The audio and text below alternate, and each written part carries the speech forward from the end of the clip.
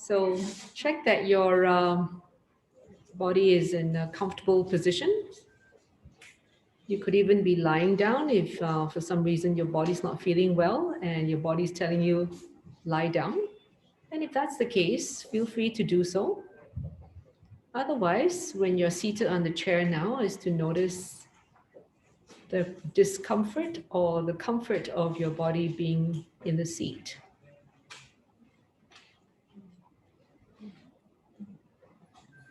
So just checking into your body right now, how it feels. And those of you who are in the room here, please turn off your mobile phone to silent mode or turn it off completely or to airplane mode. So this way it doesn't interrupt anyone as we are focusing on being present.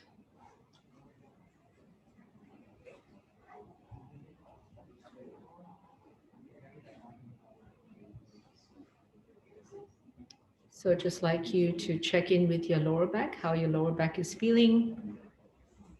Is it comfortable in the way you're seated right now? And what if you were to straighten up your back and lift your back away from the chair? So instead of leaning against the back of the chair, what if you were to straighten up your spine? Would your back actually be more or less supported? So connecting into how your body is feeling is very important to self-care of the body.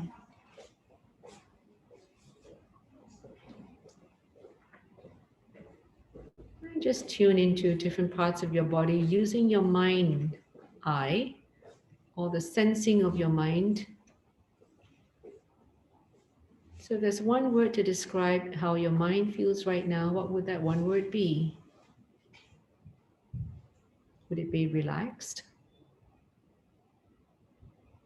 Would it be tense, achy, or painful? Whatever that one word is, if it's anything but relaxed, just notice where in the body exactly there is a sense of discomfort. Would it be in your shoulders, chest, or even the gut? Or perhaps somewhere along your back, or the knee.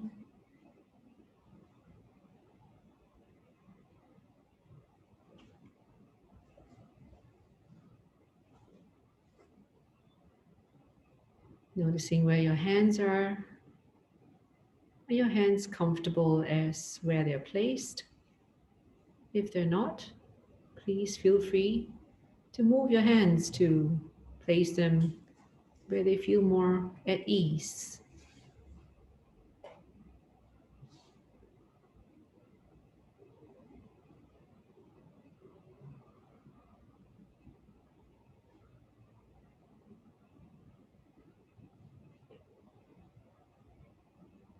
And can you sense your bum on the seat of the chair?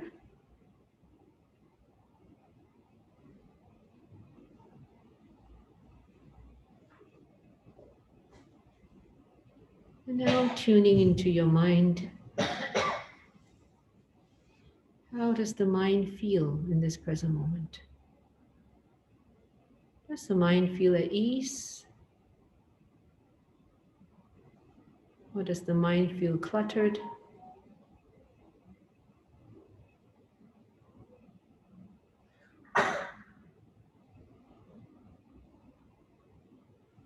Does the mind look like a clear blue sky? That means nothing much there, not even a cloud.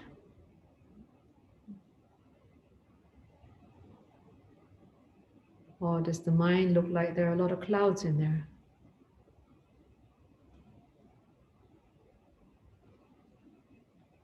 Or does the mind look like it's very misty? Confused mind. cluttered with thoughts.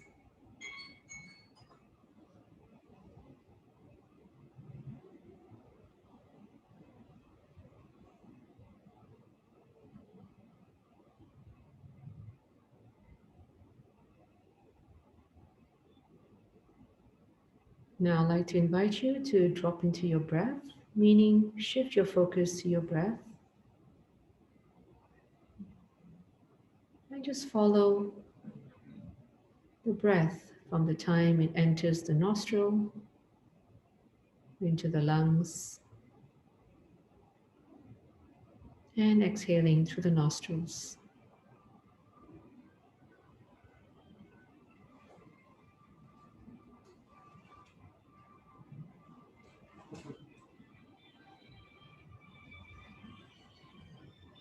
And notice how easy the mind gets distracted by a sound. And to bring that focus back to the breath, letting go of the sound.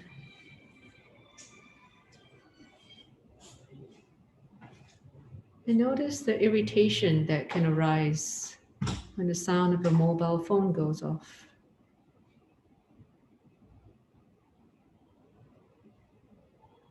And notice what are the thoughts that come up in the mind that are associated with the irritation,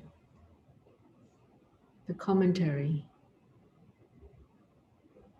like, why didn't the person turn the mobile phone off? Why did the person leave the mobile phone on, even though there was an announcement to turn it off?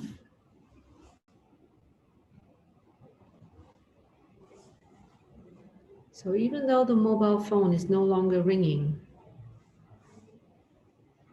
notice how the irritation can continue to linger as an emotion, which is a form of annoyance or anger. And see if you can observe the body sensations that are associated to this irritation or annoyance. Do you notice any tightening of your body? And which part of the body you notice some tightening happening?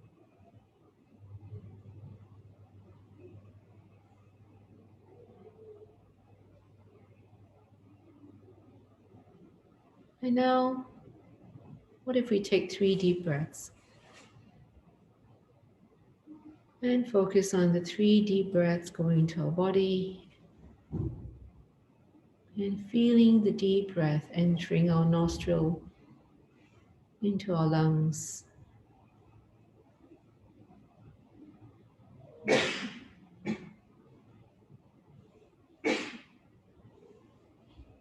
And after the 3 deep breaths, do you still feel any tightness or tension in the body?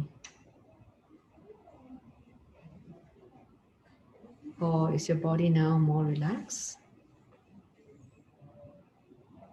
And the commentary in the mind has since stopped.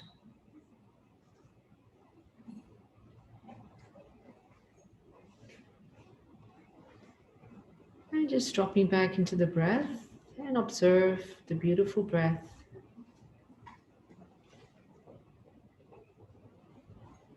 Beautiful breath that enters the nostril into the lungs. It gets distributed throughout the body.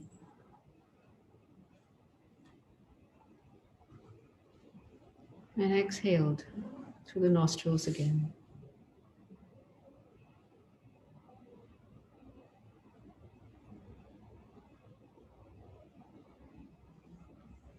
And while you're focusing on the breath, notice how many breaths you can stay with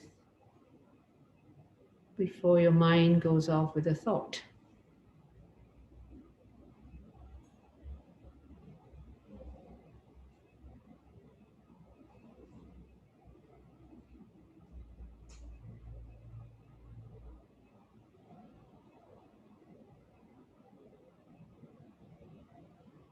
Noticing when your mind is distracted by a thought or a sound.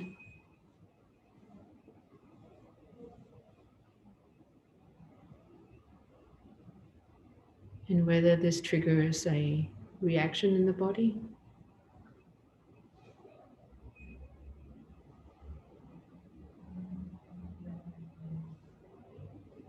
And what kind of thoughts pop up in the mind when our body is triggered by a sound or a thought?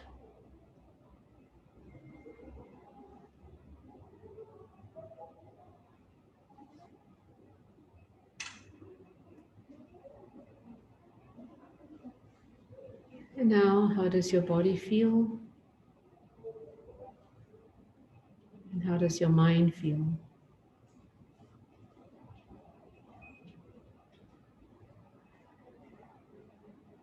And counting 3 more thoughts.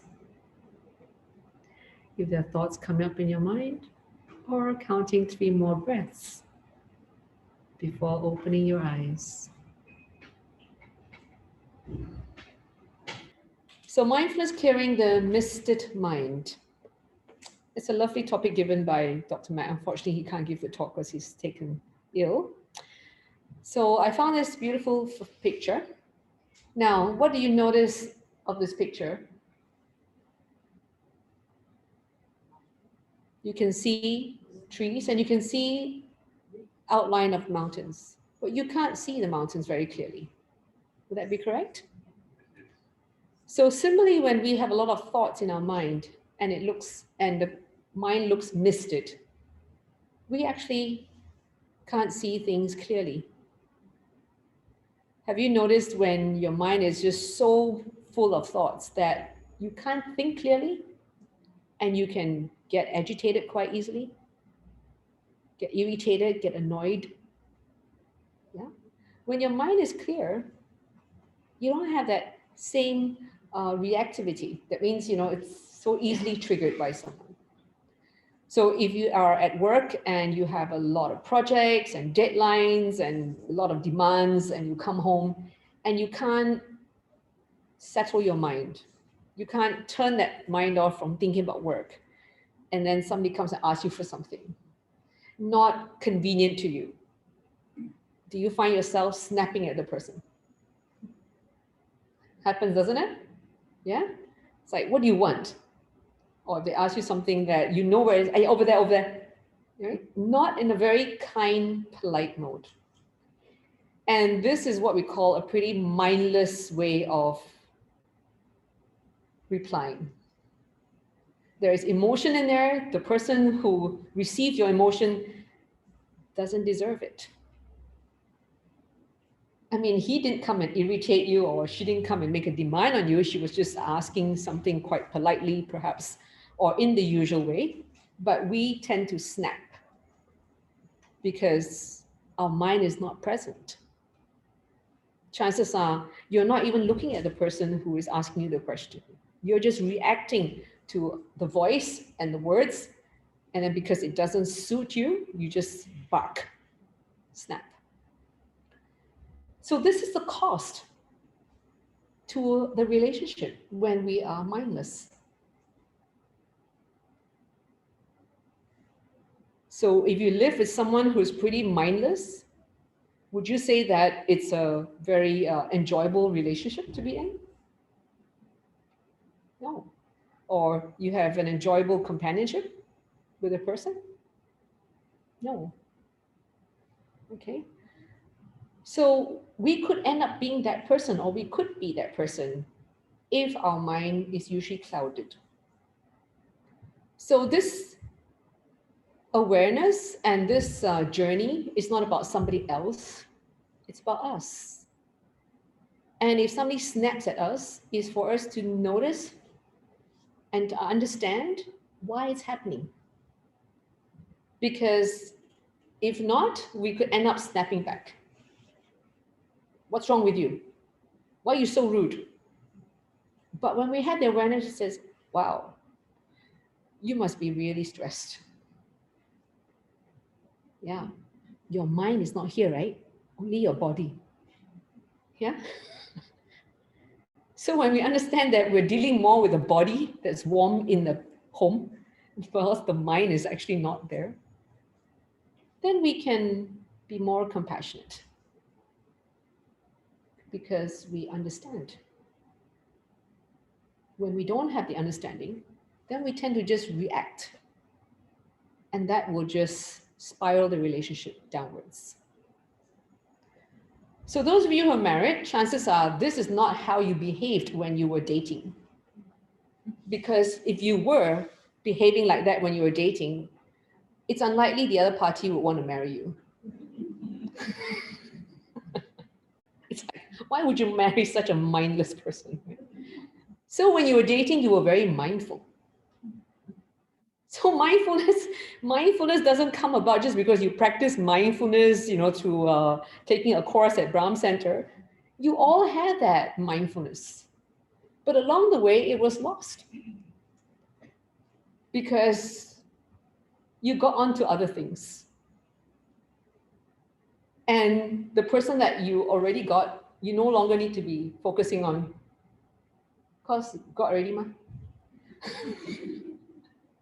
So now you're focusing on other things like your career, your projects in order for your career to progress, or whatever that may be. So now we end up being mindful with our work and mindless with our spouse or our parents, who don't leave us anyway, right? No matter how badly we treat our parents often, or whoever you may be hanging out with. But there is a cost to this relationship. Because where does happiness come from? Does it come from all the work and all the achievements that you have? No, it comes from good relationship. That's where happiness comes from. So I was named Singaporean of the Year in February, but who cares after that? If I came back to work and I became arrogant and I barked with people and was rude to people, demand things and boss everybody around, well, probably that's not going to be creating a very happy environment. And there will be no happiness, even though whatever achievement I have gotten. So our happiness doesn't come from an achievement. It comes from how we relate to each other. And the importance comes from how mindful we are when we're relating to each other. Because it's very easy to be mindless. And that comes from a lot of thoughts that are in our head. And the person in front of us is not the most important person that we're relating to. So in contrast to a misted image is an image that gives you a sense of clarity. Now, what if our mind was clear like this every day? Isn't that nice? If we lie down, when we go somewhere, we can see things as they are. We appreciate what's in front of us because we are actually present with everything that's around. Now, you could be visiting a place like this. You take a plane, travel to another country, and you could be walking along this scene. Are you enjoying it? You may or may not, because it depends on where your mind is. So two people could be walking along, even holding hands. One may be present and actually taking in all the beauty and appreciating the hand that is being held. And the other one is thinking about, I want to go shopping later on, so hot, wow, so bright. It's now gonna, the sun is so strong, it's going to, the UV light is gonna damage my skin, right? So you're both walking down the same path, holding hands, but one is really enjoying the walk and the other one's like obsessed with how the skin is gonna be damaged, and I'd rather be at the shop, I'm walking here for what? Okay, You see grass, how much grass you want to see? See not enough, man? So that means our journey in life, the whole experience depends on what is going on in this mind. You could be both living in the same beautiful home, and one of you really appreciate the home, the comforts of the home, and what is there. Another one is not appreciating it. So the journey of our life is not based on what we have, but based on what is in our mind that is resulting in the experience that we have in life. Does that make sense? Like each one of you is in this room, but how you are even taking all this in, it's very different. Because it depends on what come back in terms of your thoughts to what I'm saying. Yes. And those of you who just take it in and really being open, your mind is open to what I'm saying, you would actually find this perhaps a more enjoyable talk. But if you have judgments of, what is she saying? Makes sense or not, then all these doubts will now result in you having a very different experience seated in the same room from the other people around you. So what does mindfulness do? Or the practice of it is called meditation. Now this is a scan of two brains. Well, actually, sorry, yeah, same brain, but 10 minutes before and after. One is before meditation, and look how lit up the brain is. That means so many thoughts going on, so many synapses are firing, as opposed to after 10 minutes of meditation, that you see the mind, the brain clearing up, less activity. And that means the mind has cleared up. And therefore, the person is more present, more able to see things clearly as they are. So this is the benefit of meditation. This is not something that it's got no scientific evidence behind it. It does. And I'll show you a few more images to basically unveil why mindfulness or meditation is becoming much more popular, and the benefits that is showing. So when you're walking down, this is a very popular picture for people who talk about mindfulness, whether your mind is full of stuff or whether you're mindful as in you are being present. So perhaps our dogs and cats that we hang out with are actually more mindful than we are. Their mind is not so cluttered. Yeah, and perhaps they're enjoying the walks much more than the human. Have you seen people taking their dogs out for a walk? So often I see people on the mobile phone. Yeah, they're not even present with whatever's going on, right? Yeah.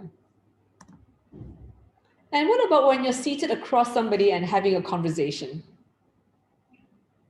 Have you ever felt like that person is not really present, only the body's there? Because the mind is thinking about other things? I was like, hello, did you hear me? They say, oh, what did you say? Well, else you're really focused. Now, this reminds me of when people are dating. One is more interested than the other. The person is really interested in the person in front of him or her, totally focused on the other person. And the one is like, well, I can't wait for this date to be over, right? For this dinner to end. He or she is not focused on the partner. He or she is having all sorts of narratives. Probably like, oh gosh, he's telling me that story again. When's he going to stop talking? When's the food coming? Oh, why don't the waiter bring the food faster so this dinner will end earlier, right? So it's all that narratives going on. So that means the person is not mindful, not present, as opposed to the other person. Do you ever experience sometimes this is what your brain feels like? Exploding? And this sensation is very common when you have decisions to make, or when you have competing demands, or when you have people saying very unkind things to you, and it gets repeated in the mind. Yes, you experience that? And not only what people have said to you that gets repeated in the mind, it is also all the narratives you add to it. How can that person say this to me? It's so unfair. Wait till one day I'm going to get him back. And da da da da da da. Okay. So what goes on in the mind affects the physiology of the brain. And that in turn affects the physical body, because the brain and the rest of the body are connected. And what goes on in the mind affects what kind of chemicals the brain is excreting that affects the rest of the body. So whenever we perceive something as a threat, then the brain is going to activate the heart to beat faster in order for the heart to pump more blood into the muscles of the arms, the shoulders, the legs, because it's expecting you to fight. The opposite of that is to flight. So whenever the brain senses a threat, it sends a message into your glands to pump adrenaline. And that is what's causing your muscles to tense up. Now, at night, if you're going to sleep and you are thinking about work that you couldn't complete, or you are fearful of being scolded the next day, or whatever that may be, your brain is now activating your adrenaline to pump. So you're lying in bed, adrenaline is filling up your body's tense up, your brain lights up because it's giving you the extra energy in order for you to have that fight or flight. That's why your brain can't go to sleep, because there's a physiological effect. Now, if you're taking medication for sleep, but the amount of adrenaline even exceeds the amount of the medication to neutralize that, then even the medication won't work. And why is that? Because when you take the medication, you're also afraid the medication won't work. So now you're adding extra fear, right? Not just about what is happening in your life, but also about the medication. And then you might worry, oh, if I keep taking this medication, is it bad for my health? Oh, then another worry. Okay, is it going to affect my liver? Is it going to, cause me now never to be able to sleep if I never take the medication? So this mind has the ability to really do a lot of worrying and add worrying on top of worrying. Like, why do I worry so much? This is so terrible. When I'm going to stop worrying? How am I going to stop this worrying? Now, do you see this layering of worrying? Now you're worried over worrying. And then the brain will just keep getting this adrenaline pumped. So when you actually learn mindfulness, you learn the meditation on how to manage these thoughts, how to calm your body, how to calm your mind, then it will help in the long term to eventually let go of the medication that you've been relying on for sleep. But it will take time. Just as if you have a broken ankle, it's not going to heal immediately. You're going to learn how to care for the ankle. You're going to learn how to rest it. And at the same time, how to move it so that you don't lose the muscles to waste, and allow it the right way and time to heal. So same with this mind that has gotten to a really good habit of worrying. It takes time for it to unwind. Okay? So do you remember these 12 boys who were stuck in a cave? Wasn't that long ago? And when they were found, what was their state like? Did the boys look like they were panicky? Were they full of fear? Were they terrified? Do you remember what was reported in terms of their level of reaction? They were very calm and they were meditating. Yeah, they were very calm and they were meditating. What if they didn't meditate? Would they have been able to be so calm?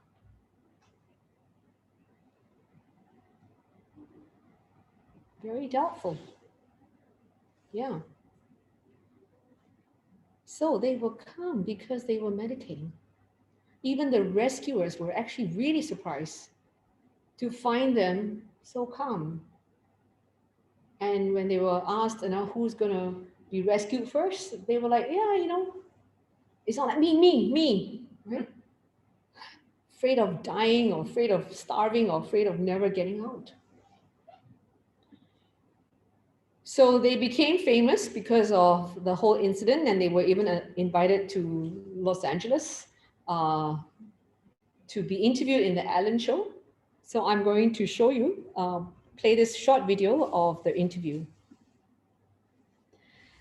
They were asked, "Were you scared?" And these were the answers. They weren't scared. Okay. So this is a testimony of kids who were actually in crisis and how meditation helped them to conserve energy. They didn't have a lot of food amongst them. They only had snacks. But because they didn't panic, they could conserve their energy. The food was sufficient to last them till the rescuers came. So if we are in a situation that we are stressed and we don't know how to de-stress, then we're actually going to burn up a lot of energy. And this is energy that we burn up that's not productive. So if we can practice meditation, become mindful of the present moment, then we're not burning up energy unnecessarily. That just makes our body so tired when we get home. And then we have no energy for the people that rely on us for happiness. And this is when we snap at someone when they come to us. So one of the things that we teach is like walking meditation as well, because every one of us has to move from one place to another. And even if you're seated in a wheelchair, you are in a movement, you can feel your body moving. So is to be connected with how this body is being moved, whether it's through walking or your wheelchair is being pushed. So from one place to another is to train the mind to be aware of that movement. So when you reach home or you reach the next destination, your mind is arriving with your body. As opposed to your body is arriving, but your mind is somewhere else. So many of us work in offices. There's not much heavy lifting. We don't lift tables and chairs and all that. Some of my staff had to this morning.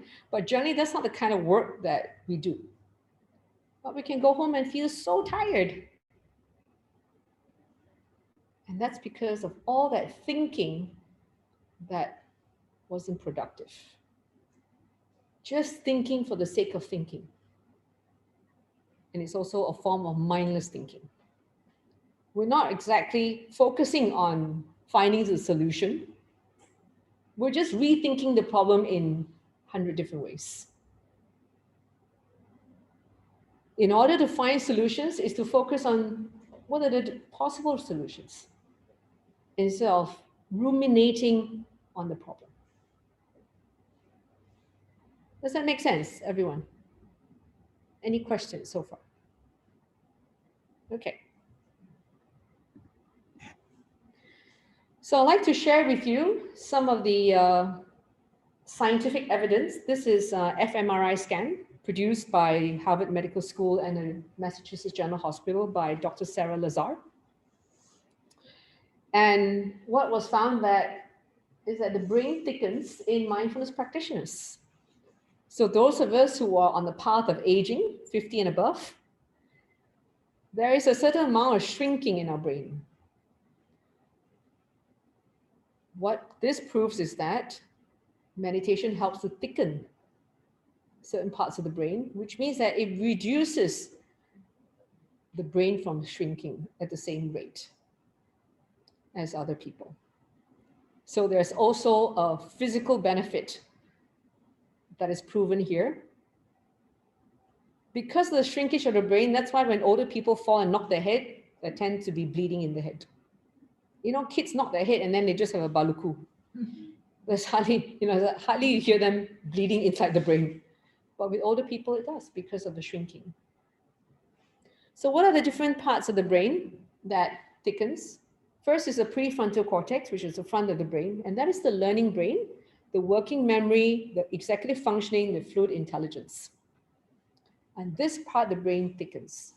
So which means that our learning capacity is retained, if not enhanced, because of meditation. Yeah. Another part is the insula, also thickens, and this is the part of the brain that controls the integration of thoughts, senses, and emotions. So when we do body scan practice, for example, or we dropping our attention into our body and sensing the different parts of the body, this actually creates new connections in our brain that it becomes aware of the different parts. So when we sense, we're able to notice that, oh, our heart is beating faster, or we notice our chest tightening, or our shoulders becoming tense.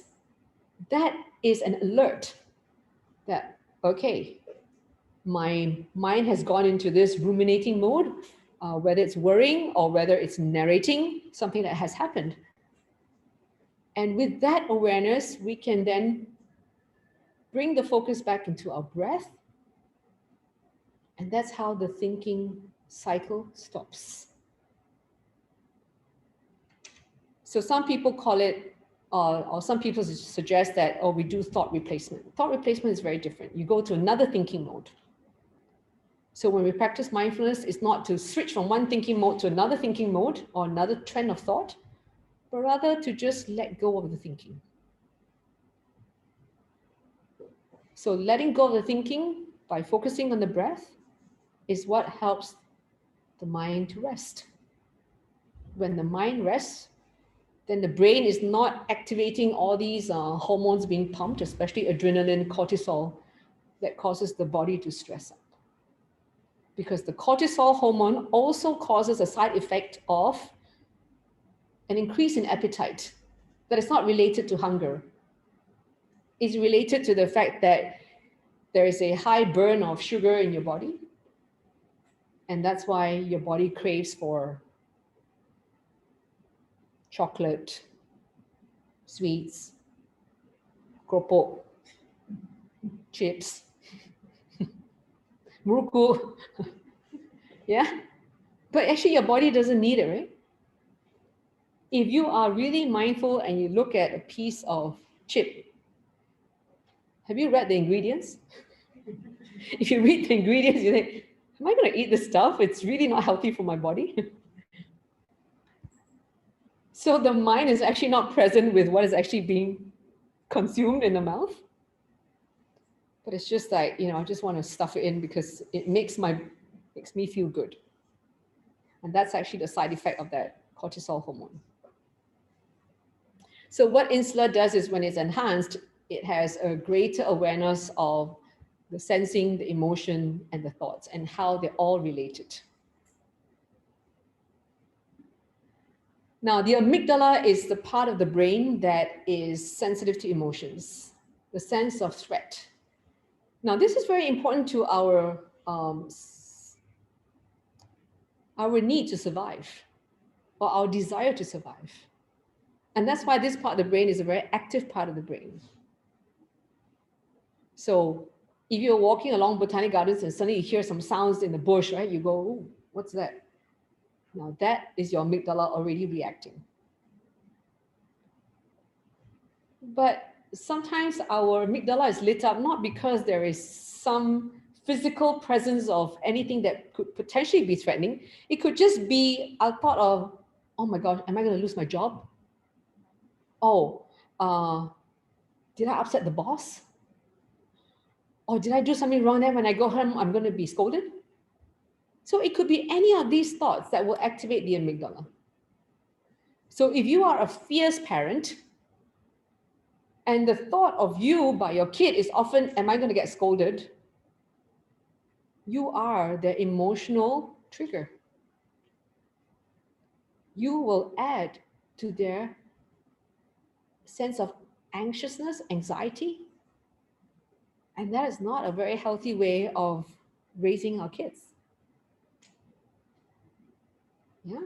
They already have a world to reckon with, including going to school and being threatened by teachers or being threatened by other kids, or having a sense that they have to do as well as the other kids are doing, or being compared to the other kids. That the home really should be a place where they can sense safety, comfort, support. That after school they can feel, hey, I'm going home, instead of, now going home. Because now I'm going to get scolded. First thing my mom's going to ask me, have you done your homework? Now, does that sound supportive or threatening? So how we say it will also affect how they react. So whenever we say anything that is perceived as threatening, would then cause the amygdala to be aroused. So we may all have gone through different parts of life and may have gone through a pathway of a lot of fear. And that explains why we're easily agitated.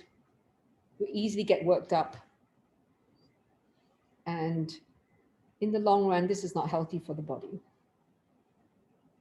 And if you have insomnia, your amygdala is probably very much enlarged. The good news is it can be reversed with the practice of meditation.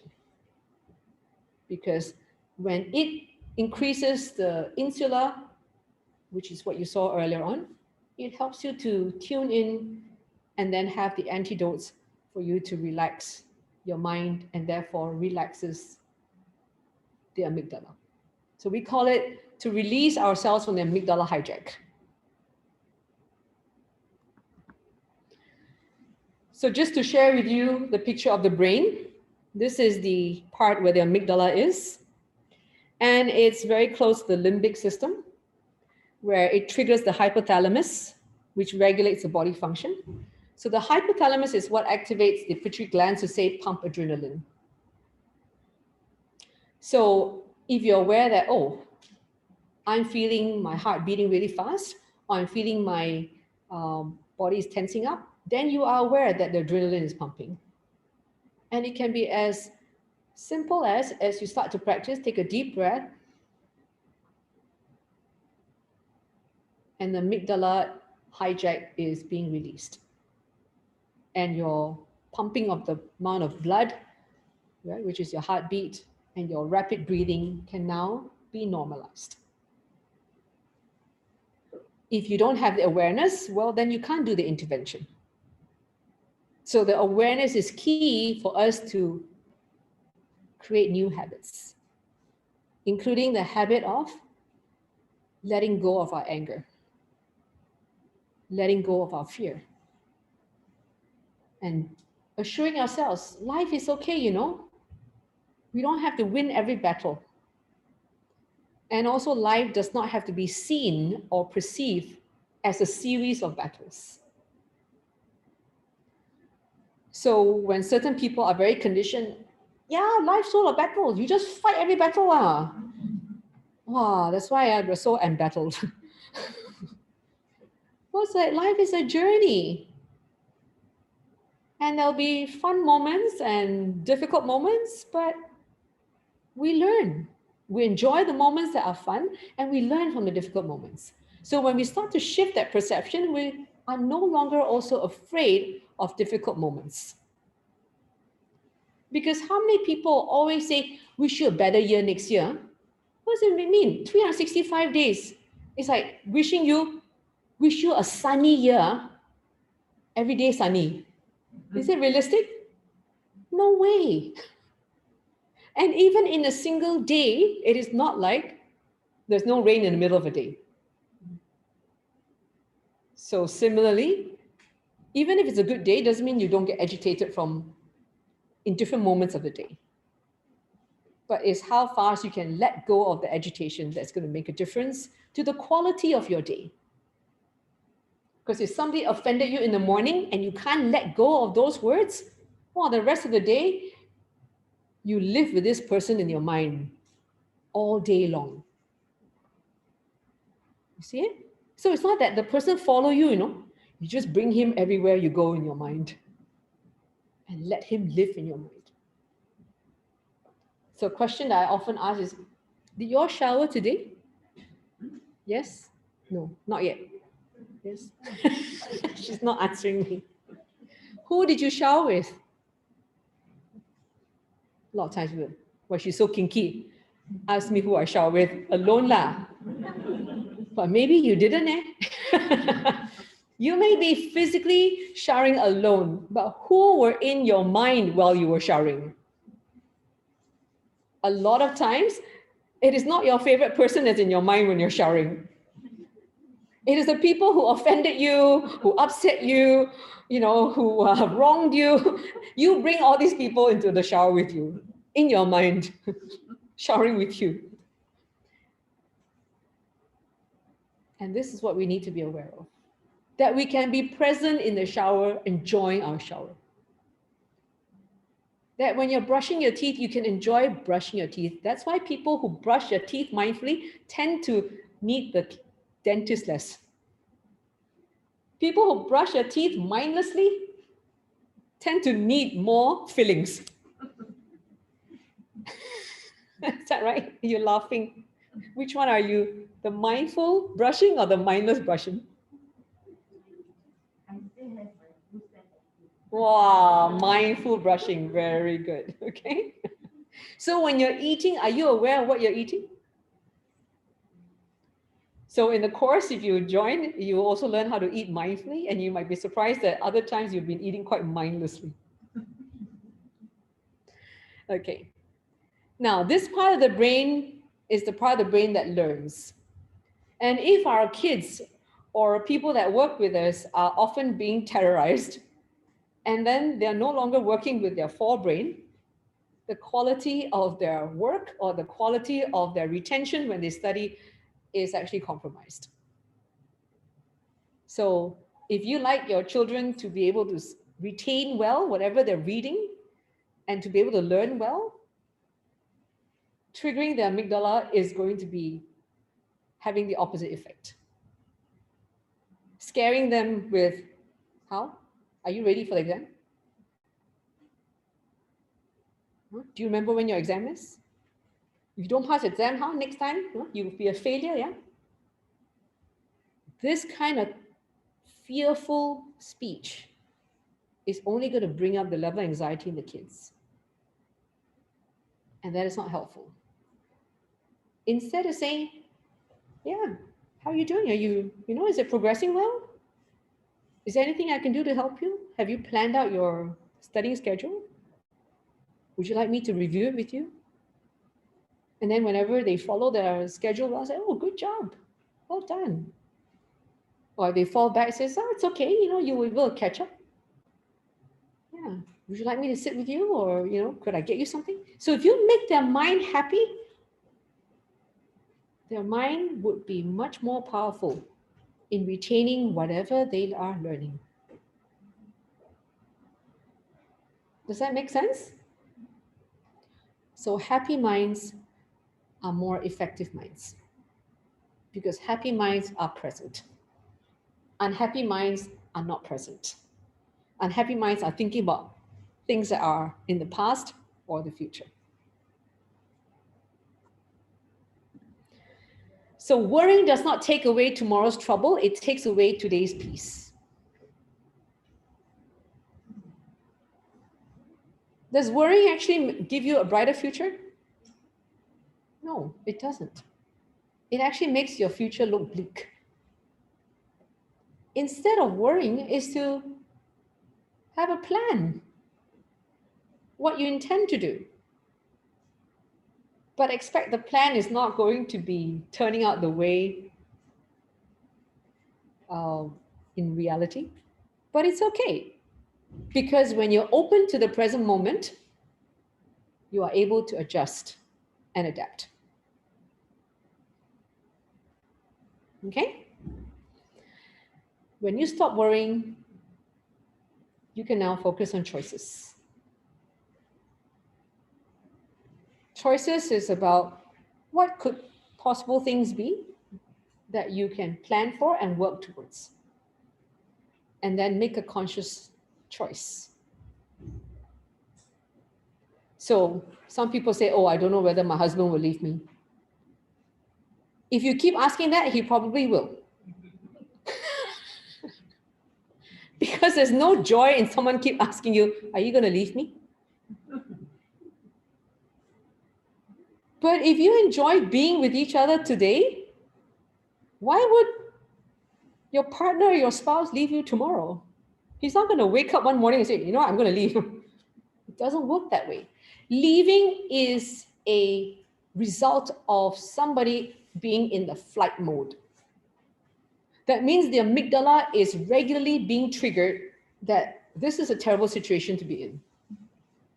I need to get out for my survival, my sense of sanity. So when someone leaves a relationship, it's because there is a sense of emotional threat to their happiness. So when you don't trigger somebody's amygdala on a regular basis, that person will only want to hang out with you for the rest of his or her life. Does that make sense? So sometimes you have to let go and be free. Let go of worrying. Let go of the past. The past is one aspect of life that we can't change. That is already written in our history books. Whether we like it or not, whether we're proud of it or not, it is already in our history books. But today you are writing a new page in the chapter. And when you wake up in the morning, that page is blank. And it's up to you how you wish to write it. That is within your control. Tomorrow's page as well is blank. But the pages that have already been written can't be erased. And if you feel any sense of shame, it's only your thoughts, your judgments of what has happened. Frankly, I don't think anyone is reading your book. It's only you who keep reading it over and over again, because most people are busy living their lives. True or not? Just as, do you go around reading other people's books of their lives? No. You're living yours. So let go of the sense of shame if there's anything you think is considered shameful. A lot of times, shame comes with conditioning. Somebody has said to you in your life that, oh, if you do this, this is the result, you should be ashamed. Choose what you wish to believe in. Don't believe in what people tell you to believe, unless it's empowering to you. I always say, I am what I am. Mm-hmm. That's it. You are what you are. Yeah, absolutely. I don't care what others say or others think. Yeah. Yeah. Great. Because my skin is very thick. Oh, skin is very thick. It's very good. Yeah.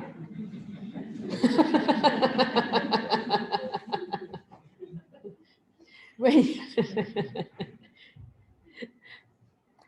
have a thick skin with a sense of responsibility and care for others, not like the Trump skin.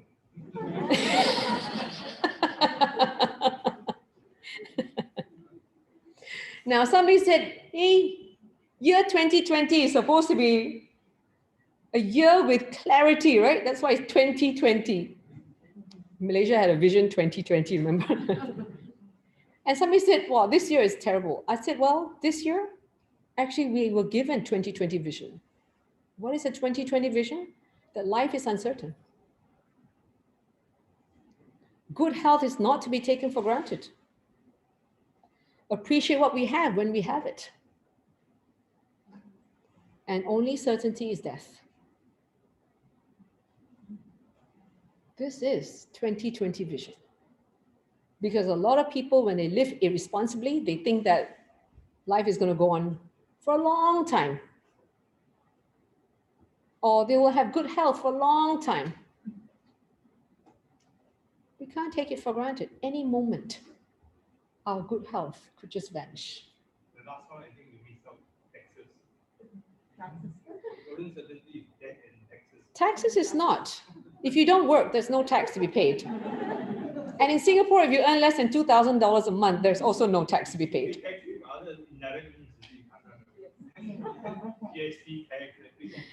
You have an option not to spend too much. Okay. So mindfulness-based stress reduction is a course that was introduced by Dr. Jon Kabat-Zinn. And this was all the way back in 1979. And it has become a gold standard program that some of you have taken, I believe, yes? Who have taken the course here? If you could just raise your hands. Yeah. Now, some of you who have taken it on Zoom, I would really encourage you to take it on live if you can afford the time. You can certainly afford it if you're Singaporean because it's practically fully funded by the government. And he actually wrote this book called Full Catastrophe Living. And I think it's a very aptly titled book because most of the catastrophes in our life is actually created by our mind. Now, even if we lose our job, it's not there are no jobs. And it's not end of the world. There are jobs. It may not be the job we desire, but there are jobs. If we're willing to take a lower pay job, there are lots. If we are willing to take a job that is less than ideal from what we have envisaged, there are jobs. So don't think it's the end of the world. So this is an 8-week program.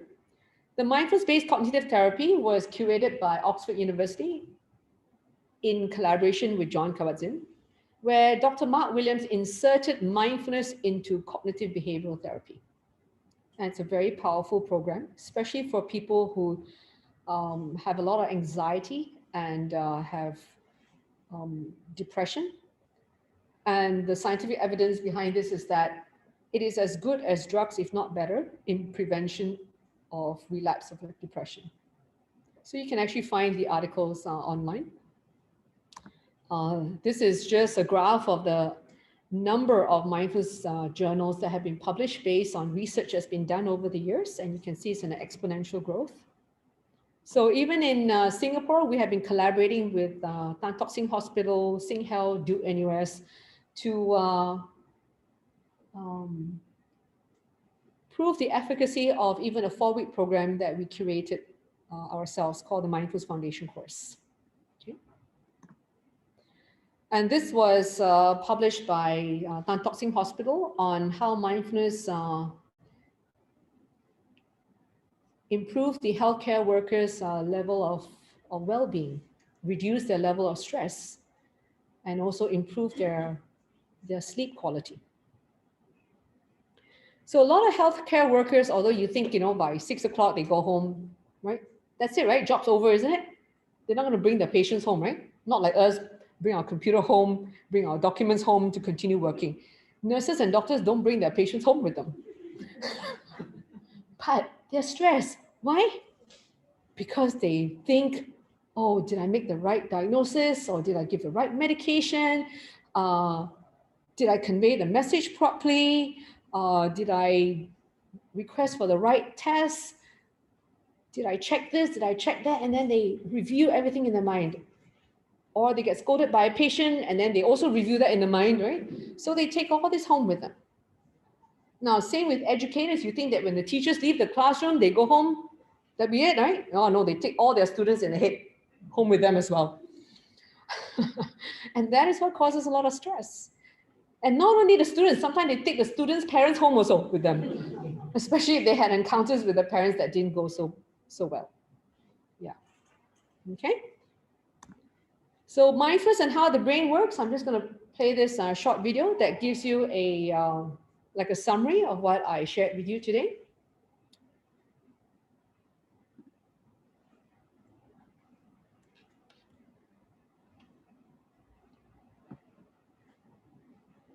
The human brain is a profoundly complex organ.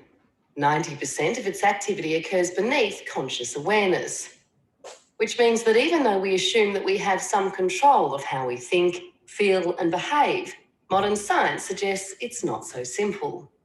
The concept of neuroplasticity is a new and exciting area of science. It highlights that our brain is constantly being reshaped throughout our lives by both our experiences and our thoughts. We now know that it is the focus of our awareness that determines which brain networks are strengthened and which are weakened or lost. That means that when we get caught up in cycles of worry or irritability, these are the networks within the brain that become stronger. So the more we worry, the better we become at worrying. However, on the other side of this, if we practice being calm, clear, and focused, we can strengthen these networks too. As humans, our brain differs from other animals. This is mostly due to the front areas of the brain called the frontal lobes, often called the new brain, as it was the last to develop in our evolution. When well developed, this part of our brain helps us to manage our strong emotions and respond with flexibility, even when we feel overwhelmed. It also helps us to tune into the feelings of others with empathy and insight. When we feel worried, distracted, or stuck on achieving goals, our brain function is more strongly dominated by our old brain, which has a part called the amygdala. The amygdala manages the powerful fight and flight response, which switches on when we feel stressed or anxious and releases hormones and chemicals such as cortisol and adrenaline. That is why stress has such a big impact on us. Mindfulness is a technique that can help us to manage this process more effectively by building our skills of attention, concentration, and a capacity to direct our awareness in a certain way. This all means that we're less likely to be swept up by a strong emotion and the power of the amygdala. It also means we can bring choice to our emotions and our thoughts. In doing so, we're playing an active role in changing the way the structure of our brain develops, in much the same way we can change the shape of our body by doing certain exercises at the gym. When we practice meditation regularly, we build a capacity to become aware of thinking and emotion. As our mind becomes more settled, our nervous system is able to take in more accurate information, and we can access capacities for creativity, flexibility, and lateral thinking, which enable us to manage challenging situations more skillfully. When we build skills of mindfulness, we still experience negative feelings like frustration, disappointment, fear, or irritability. But the research shows that we recover much more quickly. We now know from research into brain development that regular meditation and mindfulness practice reduces the size of the amygdala, reduces levels of stress hormones, and strengthens connections to the frontal lobes. This all means that we're more likely to live with less stress and more happiness.